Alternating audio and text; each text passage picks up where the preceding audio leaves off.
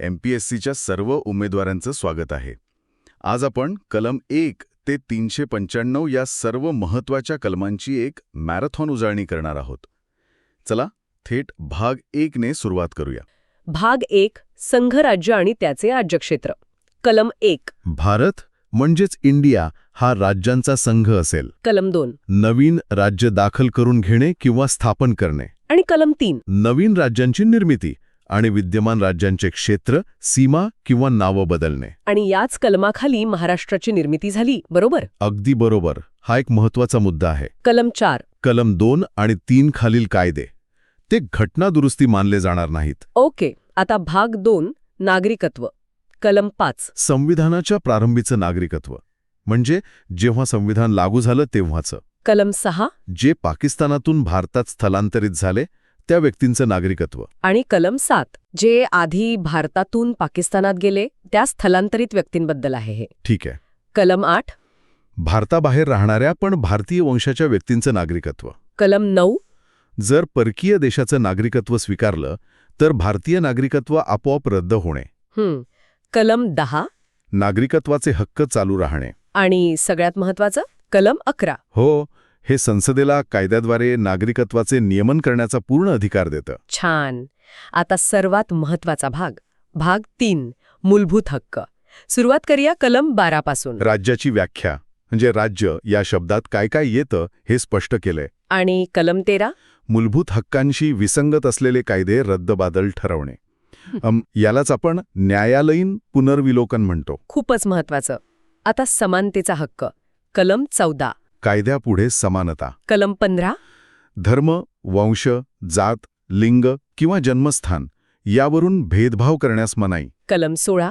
सार्वजनिक नोकरीत म्हणजे सरकारी नोकरीत समान संधी. कलम 17. अस्पृश्यता नष्ट करणे हा एक गुन्हा आहे. आणि कलम 18. पदव्यांची समाप्ती म्हणजे लष्करी आणि शैक्षणिक पदव्या सोडून इतर नाही. आता स्वातंत्र्याचा हक्क. कलम 19. यात 6 प्रकारचे स्वातंत्र्य आहेत. भाषण, एकत्र जमणे, संघटना, संचार, निवास वगैरे. बरोबर. कलम 20. अपराधाबद्दल दोषसिद्धीबाबत संरक्षण. कलम 21. जीवित आणि व्यक्तिगत स्वातंत्र्याचे संरक्षण. खूप व्यापक अर्थ आहे याचा. आणि त्यातच नंतर जोडलेलं कलम 21 हो, शिक्षणाचा हक्क, राईट टू एज्युकेशन. कलम 22. काही विशिष्ट परिस्थितीत अटकेपासून आणि स्थानबद्धतेपासून संरक्षण. पुढे शोषणाविरुद्ध हक्क. कलम 23. मानवी तस्करी आणि वेठबिगारी सक्त मनाई. कलम 24. कारखान्यात किंवा धोकादायक ठिकाणी मुलांना कामावर ठेवण्यास मनाई. बालकामगार विरोधी कायदा. आता धर्मस्वातंत्र्याचा हक्क. कलम 25 ते 28. थोडक्यात सांगा. यात सदस्व विवेक बुद्धीचे स्वातंत्र्य, धार्मिक व्यवहार पाहण्याचं स्वातंत्र्य, धर्माच्या संवर्धनासाठी कर देण्याबाबत स्वातंत्र्य आणि शिक्षण संस्थांमध्ये धार्मिक शिक्षणाबद्दल तरतुदी आहेत. ठीक आहे. सांस्कृतिक व शैक्षणिक हक्क. कलम 29 आणि 30. हे अल्पसंख्याकांसाठी आहेत. त्यांच्या हितसंबंधांचे संरक्षण आणि त्यांना शिक्षण संस्था स्थापन करण्याचा हक्क. आणि आता ते कलम ज्याला डॉक्टर बाबासाहेब आंबेडकरांनी संविधानाचा आत्मा म्हटला आहे. कलम 32. बरोबर.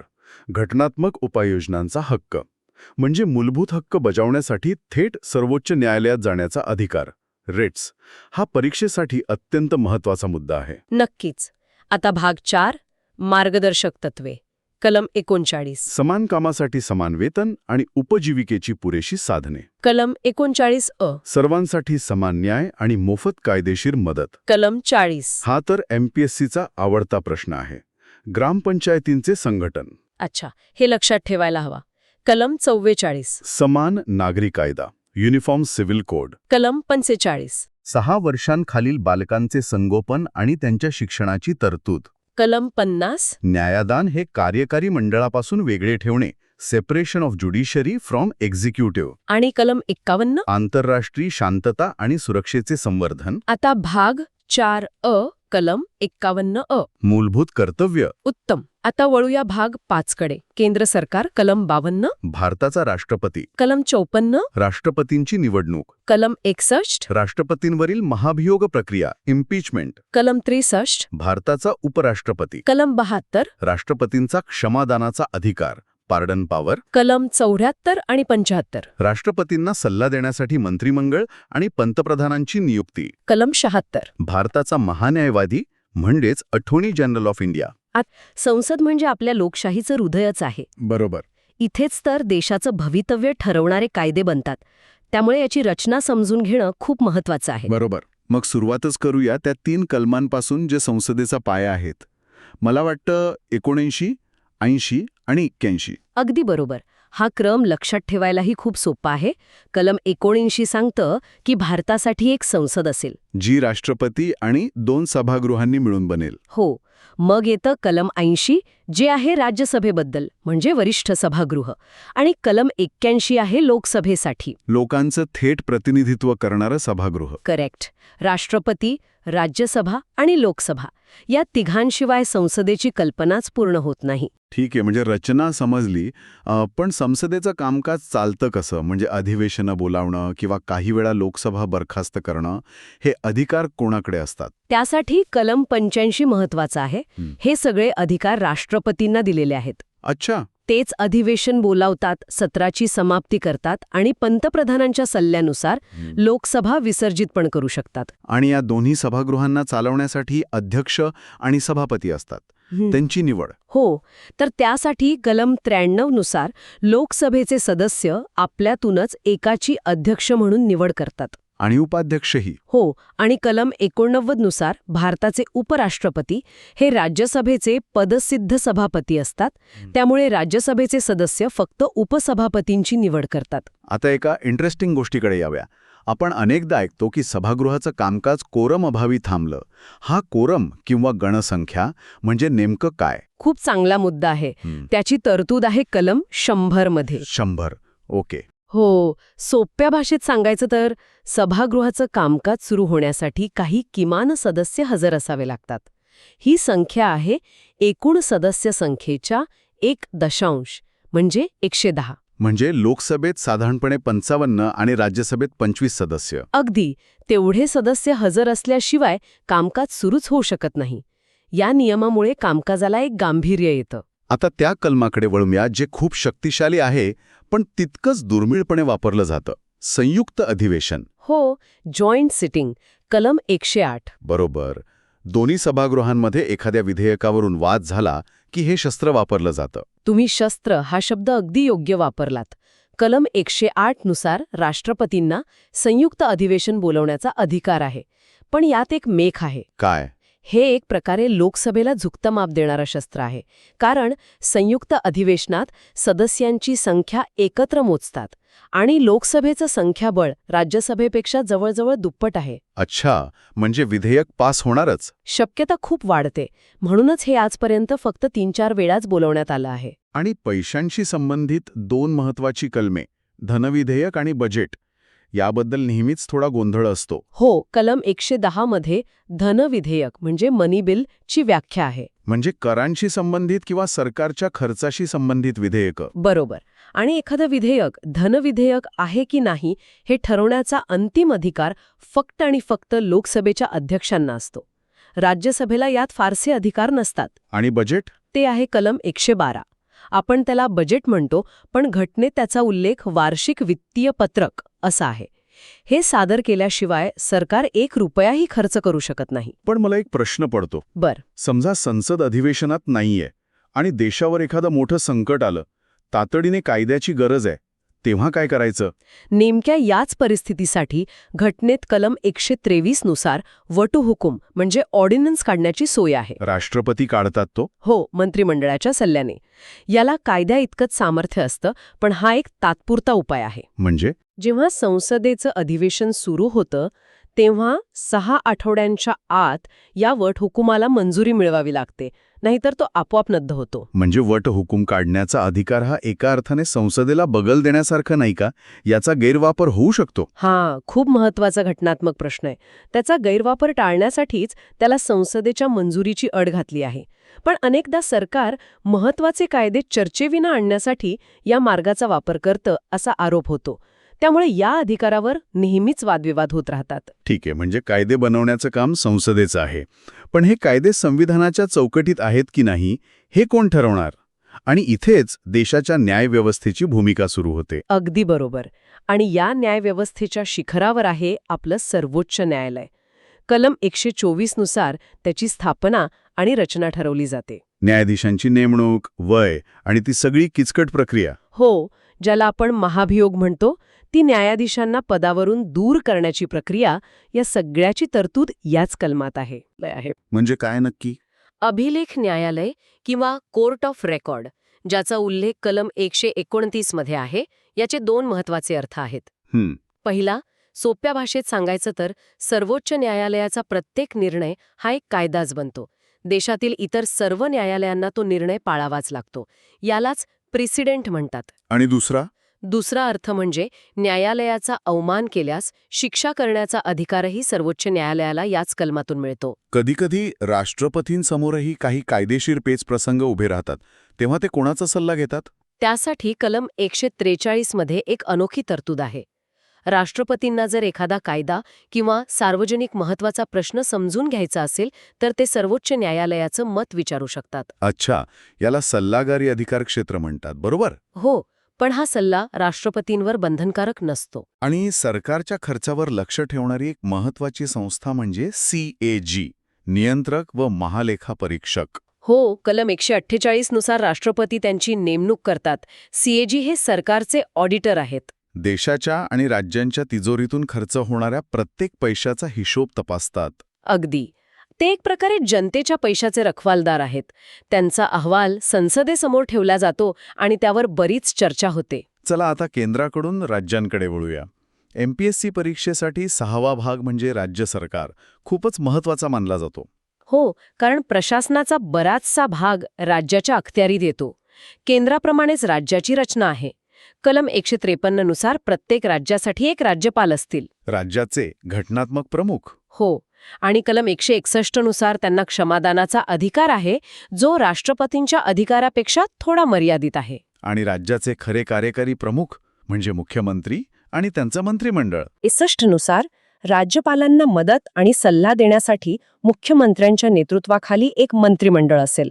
आणि 164 मध्ये मुख्यमंत्र्यांची नियुक्ती. बरोबर. राज्यपाल विधानसभेत बहुमत असलेल्या पक्षाच्या नेत्याला मुख्यमंत्री म्हणून नियुक्त करतील.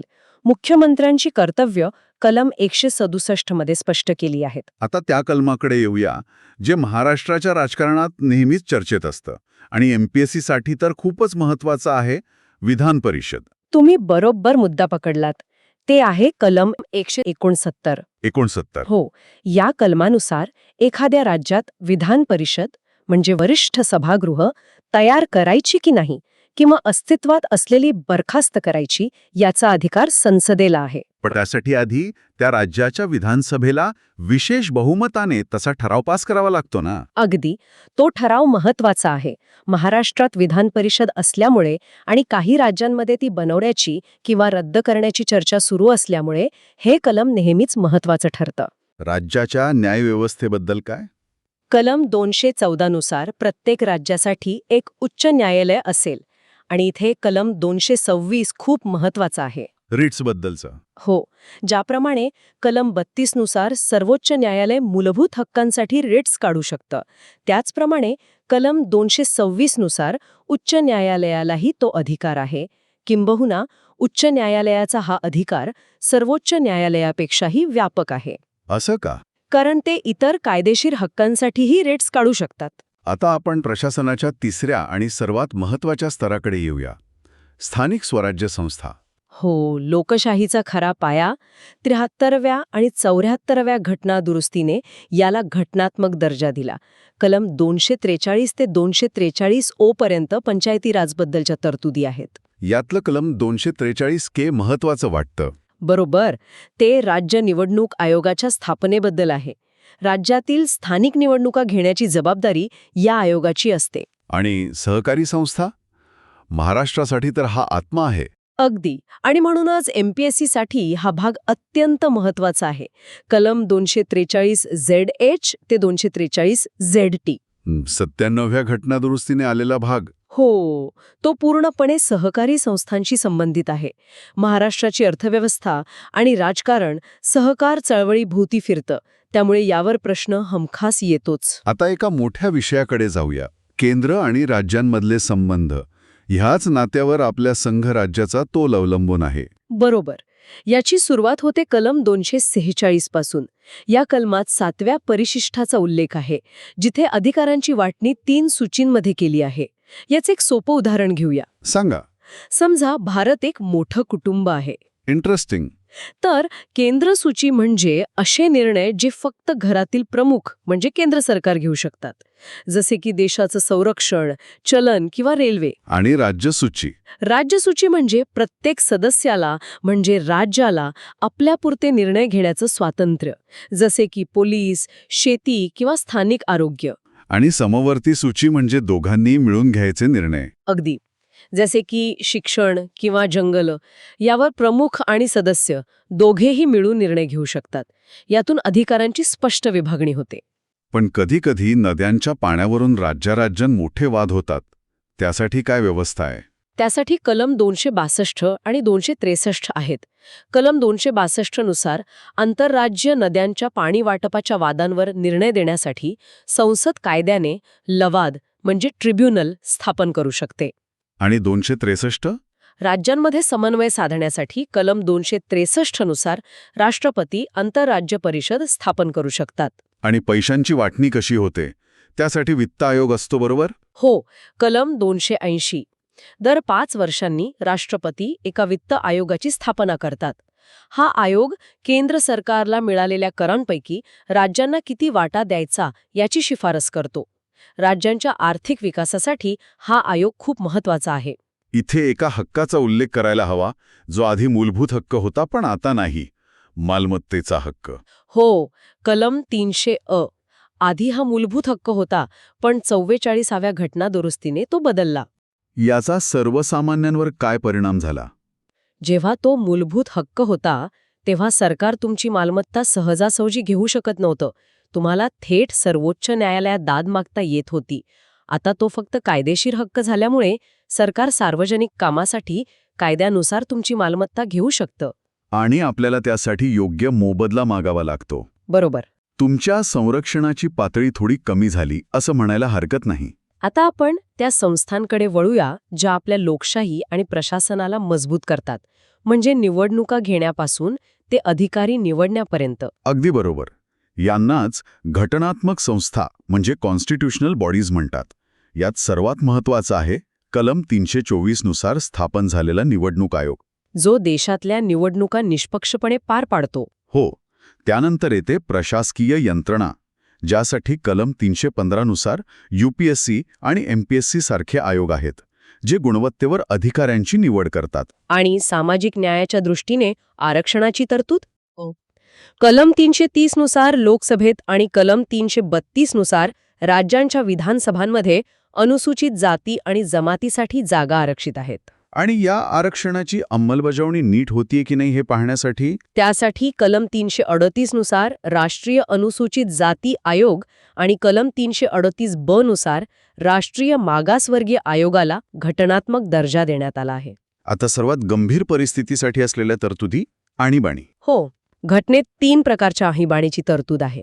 कलम 352 राष्ट्रीय आणीबाणी, जी युद्ध किंवा शस्त्रस्त्र बंडाळी झाल्यास लावली जाते. कलम 360 आर्थिक आणीबाणी, जी आजपर्यंत कधीच लागलेली नाही. आणि तिसरी म्हणजे कलम 356 राष्ट्रपती राजवट. हो.